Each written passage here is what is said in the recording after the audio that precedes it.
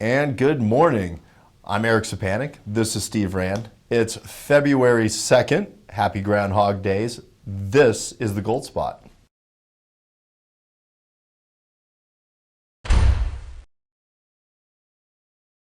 All right, it's Ground Hog Day, and it seems as though things seem like the movie very repetitive here. We hear more and more about inflation when we're watching the news. We're watching more about all the different things that inflation is affecting right now. But you and I had a discussion the other day about the housing market, which a lot of people seem to be very excited about, that their property values are skyrocketing.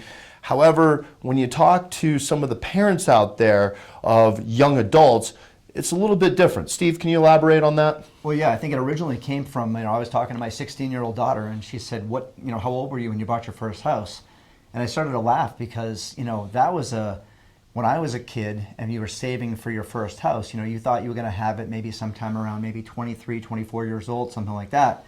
But then I started thinking about how much these homes cost now and how much the average kid's going to be able to make. And you're starting to hear more and more people, living with their parents until they're 30, 35 years old because they can't afford that new home. And it's because inflation is just decimating the dollar right now.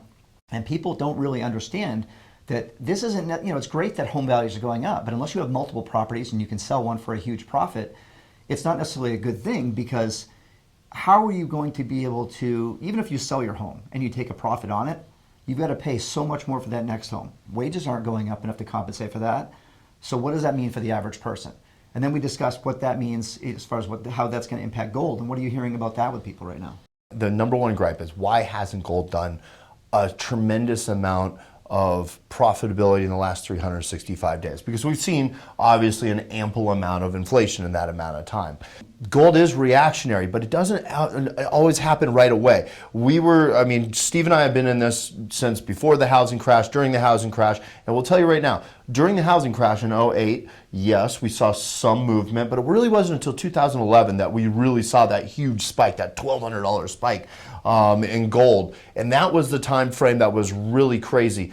It didn't happen tit for tat with the rate of inflation. The pressure builds, and you have to remember, these markets are highly manipulated by bullion banks. This has been proven time and time again. This is no longer a conspiracy theory or something of that nature. We know this. This is something that happens.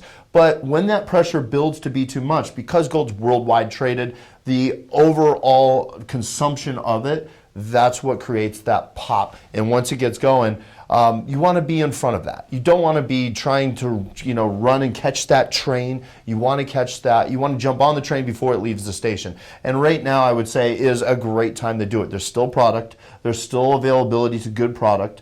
And not only that, it's something that is becoming harder and harder to obtain in mass quantities. So with that being said, I say don't wait to buy your gold. Buy your gold and wait. That's absolutely true. It's been proven time and time again. We'll see you next week on the Gold Spot.